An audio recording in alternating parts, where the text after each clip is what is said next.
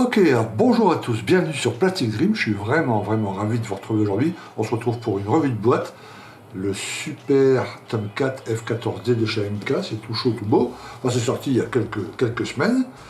C'est une vidéo qui est sponsorisée par notre partenaire Passion 132. Donc à la fin de la vidéo, je vous donnerai les codes pour avoir une super réduc sur cette superbe boîte. Alors, le F14, Tome 4, quand on pense au A48, on pense immédiatement à Tamiya, qui a sorti il y a quelques années la version A et la version T. J'ai monté les deux versions sur la chaîne Plastic Dream. Vous pouvez aller voir les vidéos si ça vous intéresse. Le seul inconvénient, le petit problème, c'est que Tamiya a choisi de reproduire ces appareils, ces deux Tome 4, ils peuvent être qu'en position parking. Voilà. Il n'y a pas de...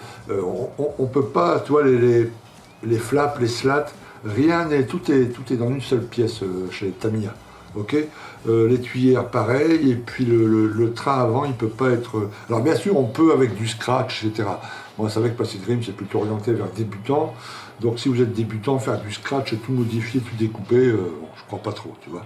Donc les Tamiya, les deux maquettes Tamiya sont top, sont vraiment top, mais si vous voulez représenter un Tome 4 en position parking, ou en position de vol aussi, avec deux pilotes dedans, le train rentré, ok.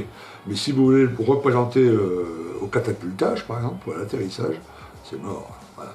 Okay. Celui-là, il paraît, on va voir, mais il paraît qu'on peut faire à peu près toutes les positions. Ok. Voilà. Alors AMK, c'est plutôt une boîte de... Moi j'en ai entendu parler, ils font des voitures aussi, si j'ai bonne mémoire. Hein. Ok.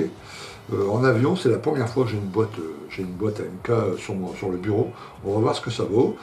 Plutôt des bons échos. Hein. J'ai été voir, comme d'habitude, jeté un coup d'œil sur Internet, sur YouTube, voir ce qui se passait. Ça a l'air vraiment pas mal. Ok. Alors la boîte est comme les autres boîtes en taille, c'est pas trop long. Par contre, elle est assez épaisse. Regardez ça. Voilà, hop. Voilà. Rarement vu des boîtes aussi épaisses. Et puis, quand on la secoue, ça bouge pas. Hein. Je vais vous dire, c'est plein comme un œuf. Ok. Donc on va regarder ça comme d'habitude. On va commencer par la notice pour avoir une. Hop. Et bien, voilà. Ok, on va mettre ça derrière pour qu'on puisse le voir. Voilà, parfait. On le voit derrière moi là. Oui, cool. Ok, la notice. Oh ouais, putain.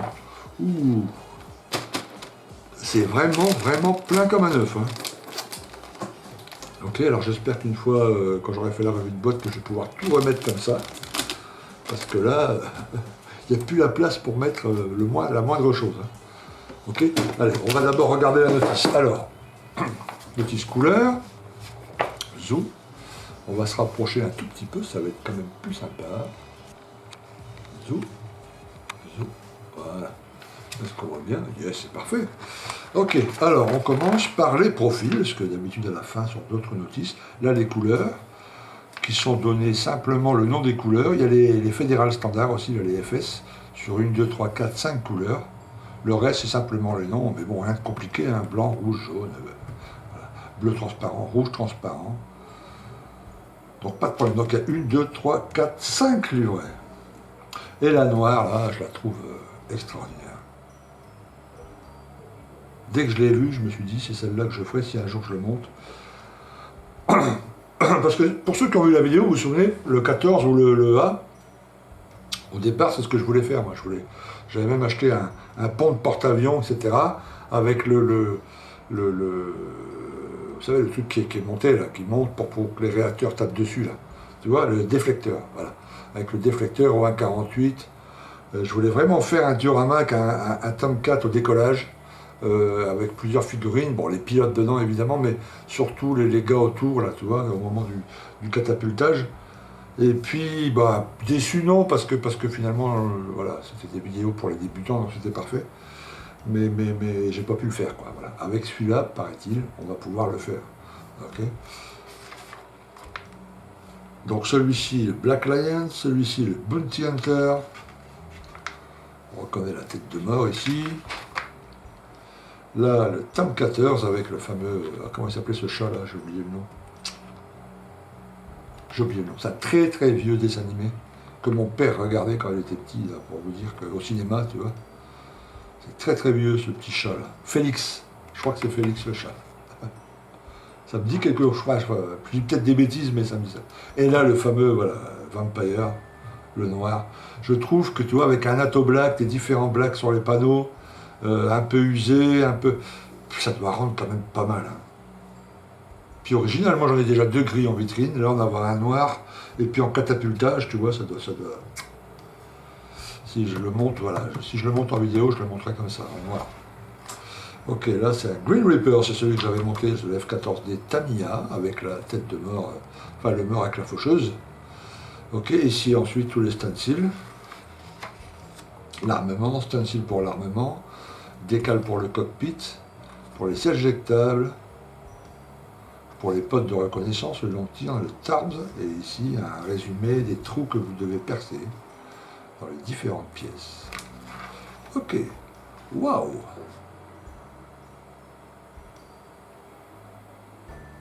Le moins qu'on puisse dire, c'est que c'est confus. Pas rien d'impossible, hein, les pièces sont plutôt, tu vois, enfin le schéma est assez facile à comprendre. Mais il y a du, voilà, faut pas se gourer, quoi. Il va falloir barrer au fur et à mesure, pas oublier des pièces. Alors le code couleur qui est au-dessus de chaque pièce, hein, plutôt pratique. Oh tiens, c'est intéressant ça. Le front de fuselage, donc le fuselage qui entoure le cockpit, en une seule pièce. C'est toujours 2 demi-fuselages d'habitude. Hein. Là c'est une seule pièce, on va voir ça après dans les grappes, c'est intéressant. Ok, on termine le cockpit à l'étape 4. On pose déjà le nez, les casquettes, la verrière avant. Et là, enfin, les moteurs et les nozzles, donc les tuyères. Ici, les intake ramps, qu'on peut monter en 3 positions différentes, soit subsonique, soit transsonique, soit supersonique. Donc nous, au décollage, si je ne dis pas de bêtises, ça sera le subsonique. Ou le supersonique? Je ne sais pas, il va falloir que je me renseigne, que je relise ma doc. Ok. Donc la mise en place des deux moteurs. Et c'est là le truc intéressant. Voilà. Si vous choisissez les ailes refermées et pliées, c'est celle-ci. Tout est dessus, il y a les flaps, il y a les slats, tout est d'une seule pièce, comme la Tamiya. Tamiya, c'était ça, vous voyez. Mais si vous les faites les ailes ouvertes, au décollage, il y a toujours les ailes grandes ouvertes, hein, pour avoir le plus de portance possible, et bien là, vous avez les flaps et les slats qui sont à part, quoi. Et détaillés, tu vois, tout est détaillé. Donc ça, c'est top. Ça laisse plein de possibilités. Une maquette qui laisse plein de possibilités au maquettiste, le diorama qu'il veut, dans la position qu'il veut, c'est toujours génial, quoi. Tu vois, et puis c'est bien, tu vois, parce que je trouve, Tamiya, bon, vous savez à quel point je suis fan de Tamiya, hein, mais j'ai trouvé que les ailes qui bougeaient là, c'était un peu gadget, ça servait à rien finalement. Il aurait mieux fallu, tu vois, comme ici, avoir 3 positions qu'on choisit au départ, parce qu'après c'est des maquettes qu'on met dans une vitrine, c'est des maquettes de collection, c'est pas des jouets, on se promène pas dans la maison en faisant, tu vois, ça sert à rien de faire tout un système et de dépenser, tu vois, plastique, énergie, il y avait des vis, tout ça, pour que les ailes puissent bouger. Ça servait pas à grand chose. Là, voilà, là vous avez le choix entre soit grande ouverte, donc décollage, là en position de vol, on peut dire, et là position de parking, c'est complètement replié.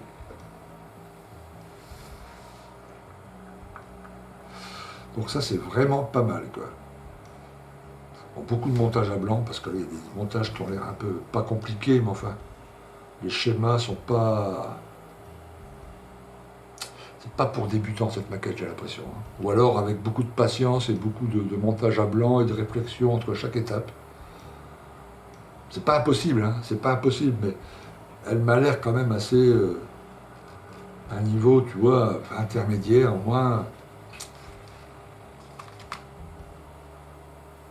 Voilà, donc là, l'assemblage du fuselage, avec dedans, on emprisonne les ailes, bon, soit voilà, les 3 positions, une position que vous avez choisie, les tuyères, ben voilà, soit ouvertes, soit fermées.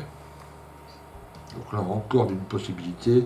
Là, vous pouvez laisser cockpit ouvert avec l'échelle, etc. Le long de tir en dessous. Le propre, vous pouvez le laisser, enfin, la perche de ravitaillement, elle peut également être laissée ouverte et déployée. Là encore, une possibilité pour un diorama. Et puis là, voilà, là c'est ça qui est top. Tu vois, il n'y avait pas ça sur le Tamiya. C'est que là, vous avez voilà, le front landing, c'est le train d'atterrissage avant, donc il y en a qu'un. Là, il y en a deux parce qu'il y en a un qui est représenté ployé. Donc là, il est sous pression, tu vois, tu vois la petite perche ici.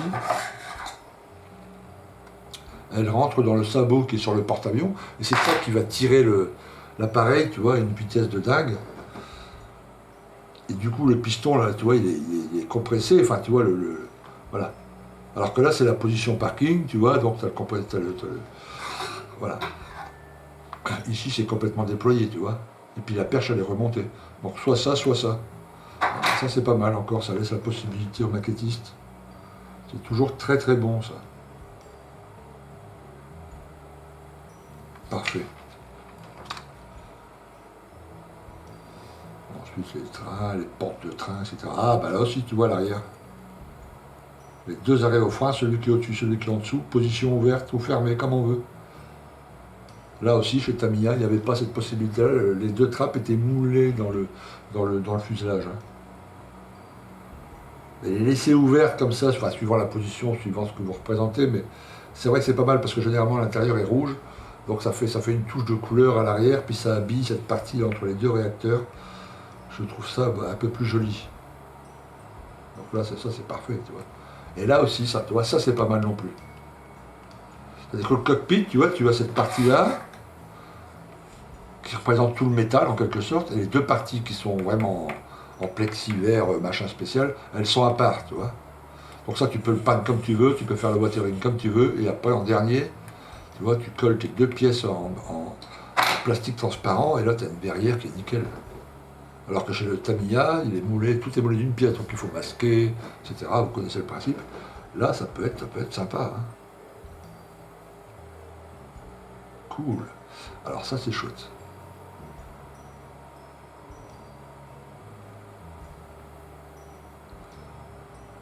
Alors pourquoi il y a deux verrières? Ah, là c'est quand c'est closed et là c'est quand c'est open. D'accord. Donc closed on monte celle-ci et open on monte celle-ci. Ok, d'accord. Bon, ensuite on commence pour l'armement, tu vois, les pods, réservoir, enfin l'armement. Ah, il n'y en a pas énormément. Hein. Je vous en parle à la fin de la vidéo.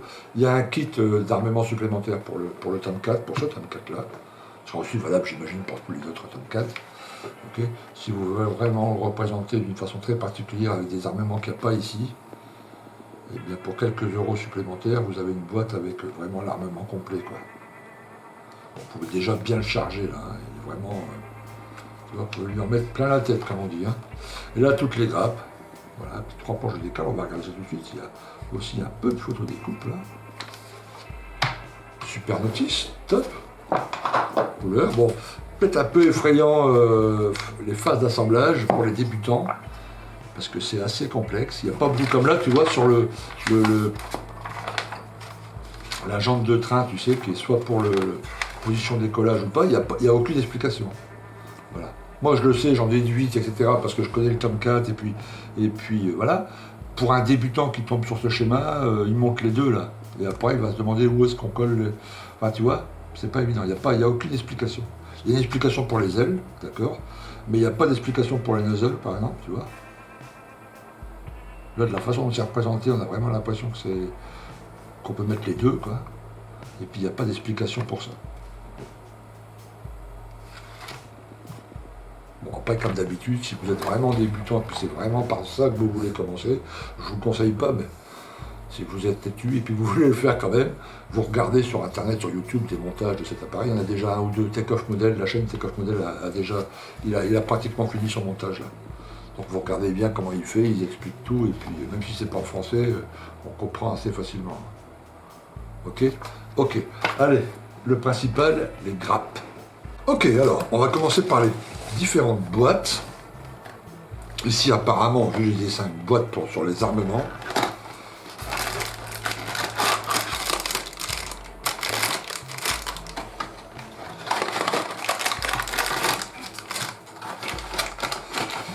Hop, il y en a encore 2. Comme vous le voyez, il y a de quoi faire. Il y a de quoi faire. On va regarder, on va en ouvrir une.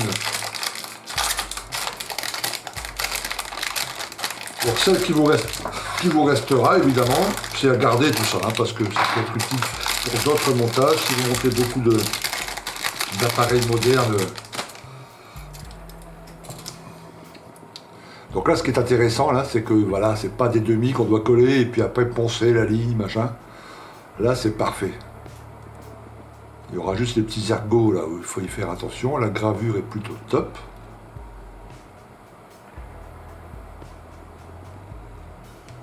Donc ça, c'est génial.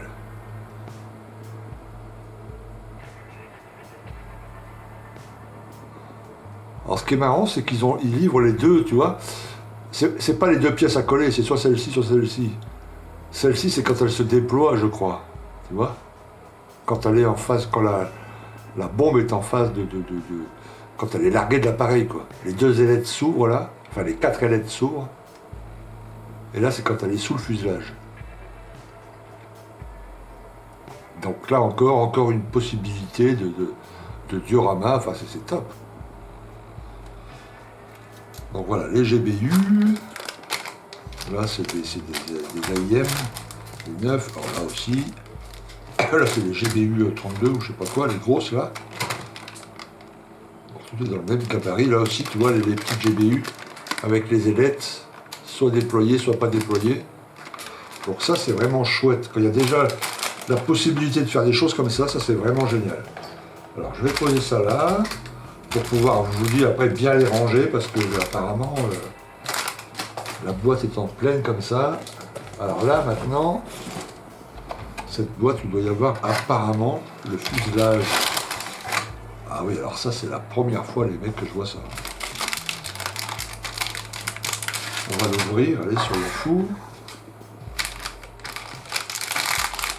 Pas besoin. Ouais, pas besoin de ça. Alors une pièce comme ça, un cockpit moulé entier comme ça, enfin un fuselage. Alors c'est pas mal parce qu'il n'y aura pas de ligne là, poncée, à regraver, etc. Donc ça c'est pas mal. Tamiya c'est en deux parties cette pièce, vous vous souvenez? J'ai dû les coller comme beaucoup de fuselages, comme 90% des fuselages. Et puis après on a dû travailler cette ligne là pour la rendre invisible évidemment. Là c'est nickel. Là encore il y aura deux petits ergots là à travailler, à couper. Enfin tu vois, à rendre invisible quoi, et puis c'est tout. L'échelle ici. Les tubes pitot, etc. Le probe, ici. Et regardez la gravure. C'est d'une finesse, waouh. C'est pas mal, hein.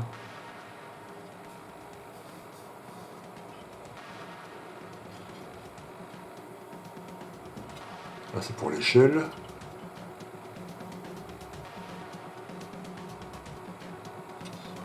Bah, écoutez, c'est pas mal, hein.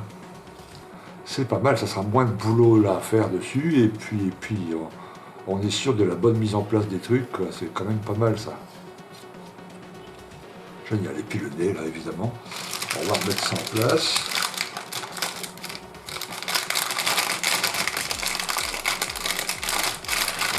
Pas la peine, on va remettre ça dans la petite boîte. Donc ça c'est étonnant, hein, vous avez vu, je ne sais pas, la fabrication, ça doit être quand même assez compliqué. Ah, ok. Alors, je mets tout ça par terre, j'en mettrai après. Encore une boîte. Là, c'est les trains et la verrière. Ça va être intéressant aussi. Bon, vous remarquez que c'est plutôt bien protégé, hein.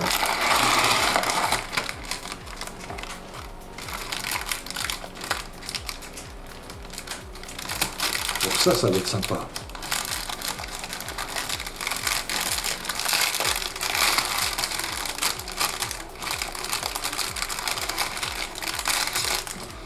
Voilà, ça va être sympa.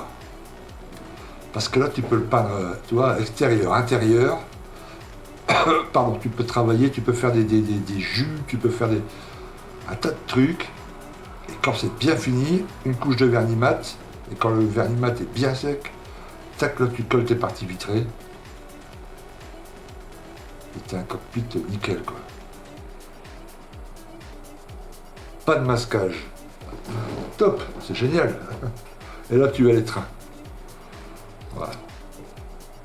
Et là, tu vois, tu as le train, voilà, c'est ce dont je parlais tout à l'heure, là.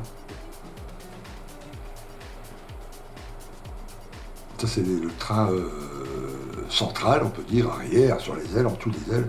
Et ça, c'est le train, soit c'est le train avant, soit celui-là, soit celui-là. Donc celui-là, tu vois, il est tendu comme un string. Tu vois, le piston, là, et là, le piston est déployé.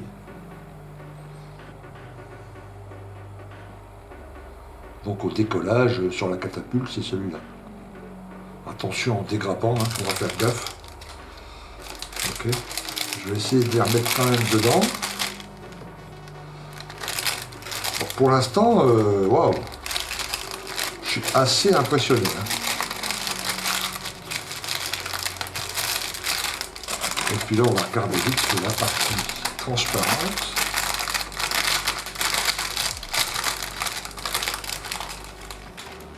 Donc voilà, donc ça c'est la canopée si vous voulez le monter fermé. Ok. Et ça c'est pour les canopées ouvertes. Alors moi je regarderai parce que si je le monte en catapultage, la verrière va être fermée. Mais moi je suis intéressé par cette verrière là. Quoi.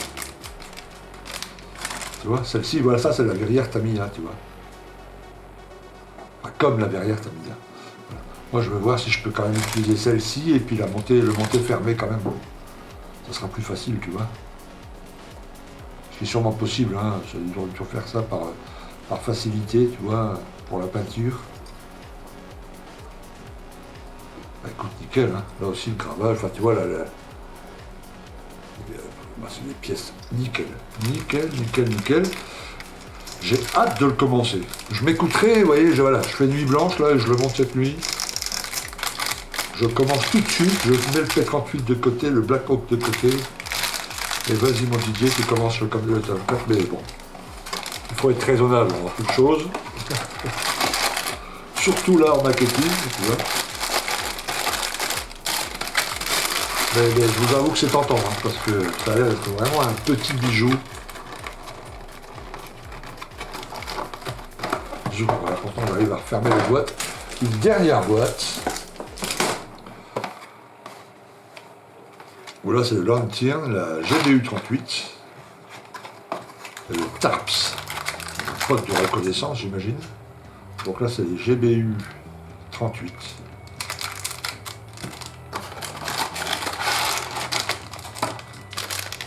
C'est le TARPS, là, le fameux TARPS, c'est ça? Ouais, c'est le TARPS, c'est ici. Je ne vais pas le déballer, hein, vous voyez à peu près le truc. Là, pareil, il n'y a pas de bavure, il n'y a rien. La gravure est top, top, top, top, top. Top. Ça, je l'avais monté sur le tome 4D, vous vous souvenez, le Lantern. Et ça, c'était en plusieurs pièces sur le Tamiya. Je me souviens très très bien. Top. Très bien. Voilà, il y aura encore une grande possibilité pour l'armement et tout ça. Là, bien vérifier sur les docks, hein, l'appareil que vous voulez représenter.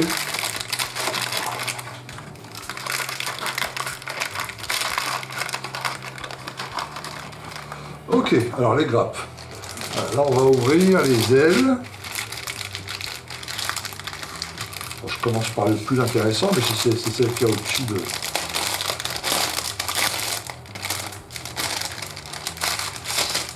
Alors ça, c'est intéressant. Alors là, vous avez les ailes Tamiya. Voilà, c'était comme ça. Tu vois, tout est d'un bloc. Les volets, les slats ici, voilà. Il n'y a pas de dot, il n'y a pas de possibilité. Donc, enfin, vous avez toujours la possibilité de scratcher, de découper à la scie, de refaire... Mais il faut avouer que c'est bien compliqué. Tu vois.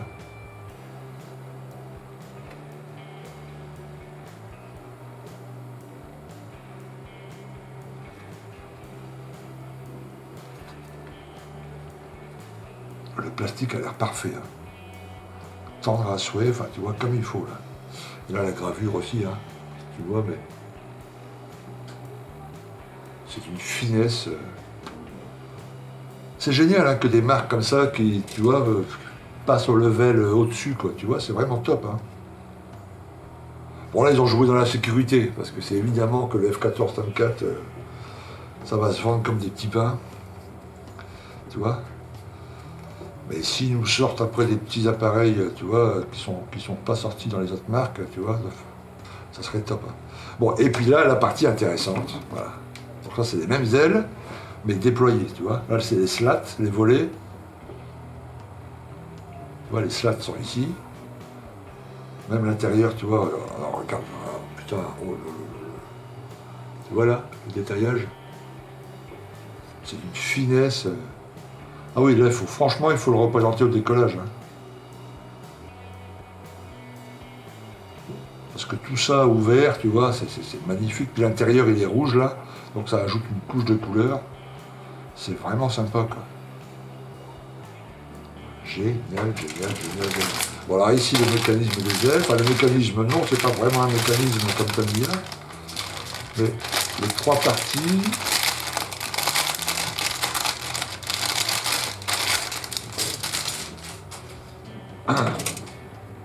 Donc c'est celui-ci qu'on va utiliser pour les ailes déployées. Ok. L'intérieur des puits de train là. Oh, c'est génial. La gravure est top. Hein. Très honnêtement les gars, c'est du Tamiya haut niveau quoi, tu vois. Regarde. Là. Oups. Superbe qualité. Hein. Franchement.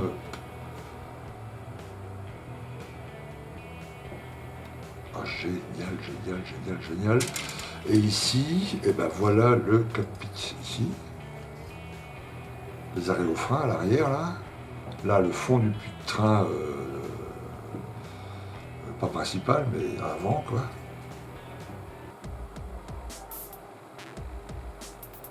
C'est pas mal, hein, qu'un petit travail de tirage brush, un petit travail de pinceau là sur les câbles, sur tous les câbles là, on peut faire quelque chose de vraiment chouette. Hein.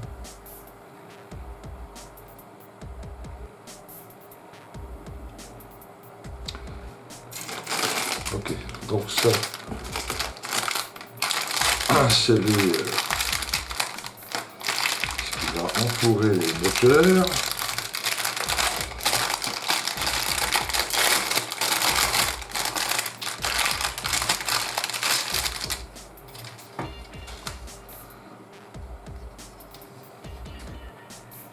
La gravure est chouette, il n'y aura pas de problème là-dessus. Après, il faut voir si tout ça semble bien comme il faut. Mais la gravure, très honnêtement, il n'y a rien à redire. Hein. Absolument rien à redire.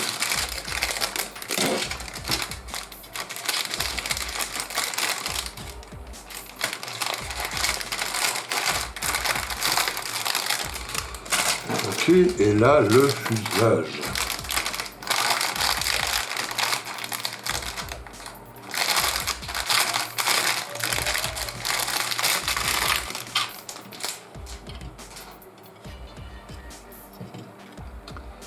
Donc là encore la gravure dans les puits de train, top top top.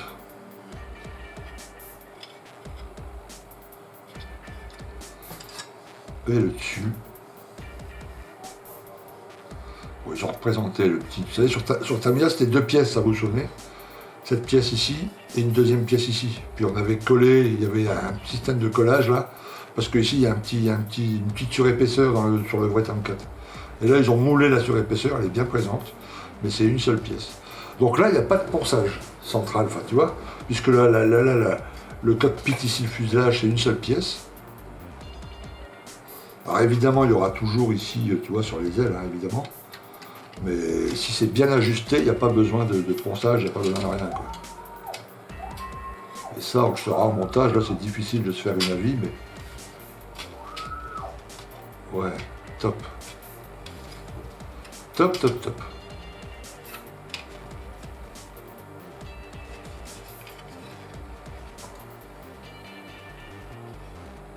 Je suis impressionné par la gravure. Elle est d'une finesse. Donc là, si on fait un travail de peinture très fin, ça sera génial, quoi. Ok, donc là, vous avez toutes les potes d'armement. Ici. On va juste en ouvrir un, ok. Là, il y a aussi les sièges éjectables. Voilà, la petite grappe du siège.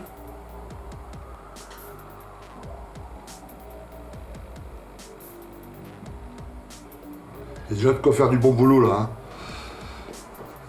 C'est vrai, on est souvent tenté par des sièges en résine, qui sont toujours un peu plus fournis, parce qu'il y a déjà les ceintures posées dessus, etc.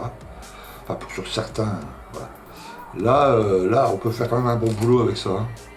Et puis, alors, il n'y a pas les figurines, enfin, moi que j'ai une surprise à la fin, mais il n'y a pas de figurines de pilote, donc il faudra trouver deux figurines de pilote, ce qui n'est pas plus mal, parce que des fois, dans les kits, les figurines, tu vois. Donc, il restera à trouver deux figurines de pilote, enfin, pilote et copilote, pour le F14D, et puis on les met dedans. J'avais vu une fois des figurines où les pilotes sont en position... tu sais, quand ils décollent, ils ont la tête bien collée sur le truc, tu vois, puis il y en a même des fois qui se tiennent sur le... Voilà, j'avais vu deux figurines résine comme ça serait intéressant de les avoir.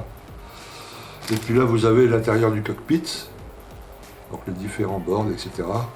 La casquette. Donc là aussi, hein, moi je suis toujours... pas de photo découpe là-dessus. Hein. Faut qu'il y ait du relief. Donc là, tu vois, bien peinture, enfin, tu vois, un petit coup de peinture noire là-dessus, un petit dry brush, un petit travail au pinceau à la pointe, au pinceau fin, et puis on obtient un cockpit d'enfer. Hein.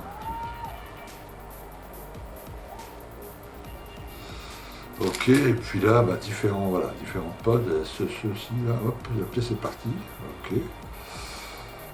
Bah, là aussi gravure, et puis j'ai pas vu, tu vois, les marques d'éjection, elles sont bien placées, tu vois, elles sont en dessous invisibles. Donc ça ne posera pas de problème. Si tout ça, ça s'installe, enfin tu vois, ça s'assemble parfaitement, ça sera génial. Alors vraiment. Alors les moteurs, ça c'est intéressant.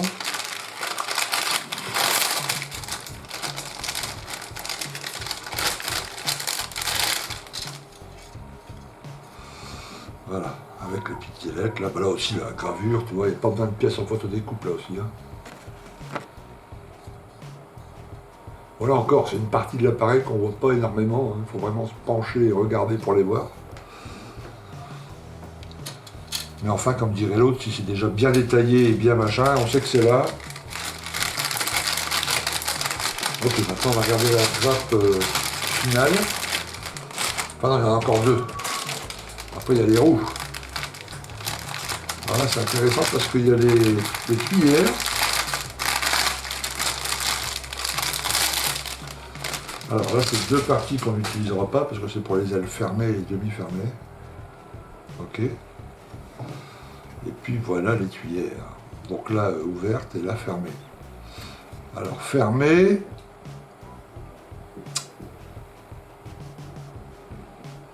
Ça va le faire.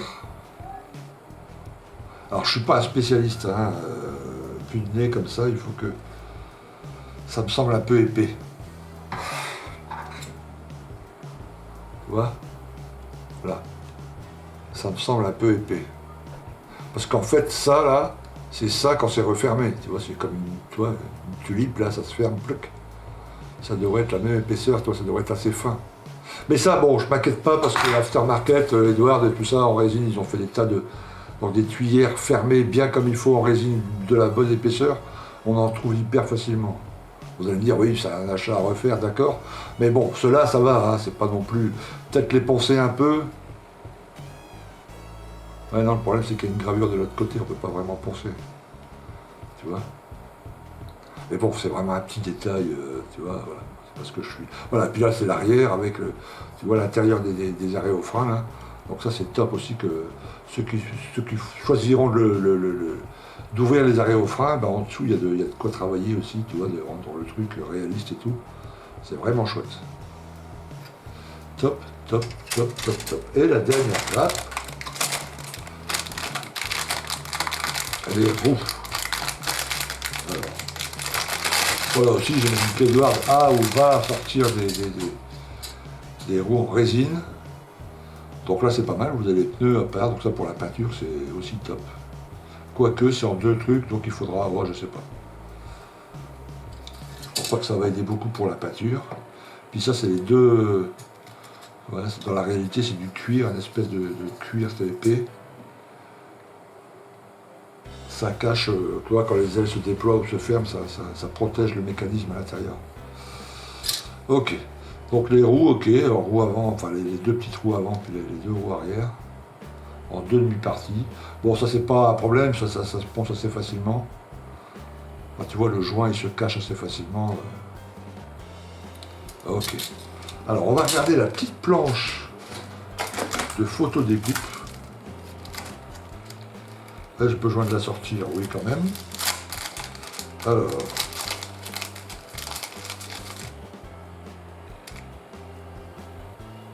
Je regarde vite fait. Hein. Quelques manettes. Voilà, quelques manettes ici. Ici. Ça c'est les flares, tu sais, comment on dit en français, je sais plus. Bon, les flares, ok. Et puis là les ceintures pour le siège pilote, qu'on n'utilisera pas si on met des figurines évidemment. Tu vois. Bon, assez, ça a l'air pas mal. Hein. Alors pas les ceintures, moi je suis pas pour faire des ceintures en métal, je trouve ça bizarre, mais ceux qui seront intéressés en tout cas, c'est dans la boîte comme on dit. Ok, on va regarder les décals. Donc ils sont là aussi bien protégés.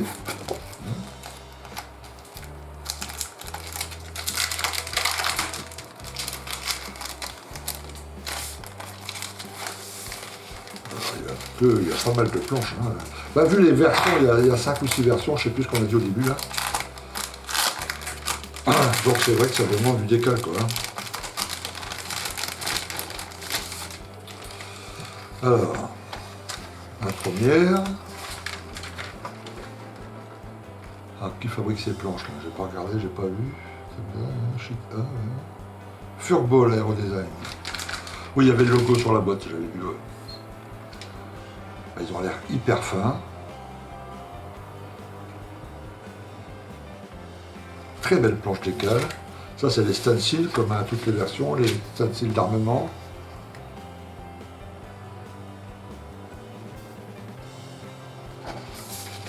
Ok. Et puis ça, bah, pour avec le fameux Félix, là, c'est assez coloré, pas mal. Et puis le noir, là, celui que j'aime bien, là, c'est cette partie-là. Donc ça aussi, après, à garder, parce que vous avez des Tomcat, vous avez de quoi faire de la déco après sur d'autres appareils, si ça vous tente. Des décals pour voilà, ceux qui veulent, pour le tableau de bord. Et puis les consoles latérales, bon, moi je ne suis pas vraiment pour, mais après tout, why not. Décal très très fin, hein. Vraiment top. Et puis il y a le choix, ça c'est pas mal.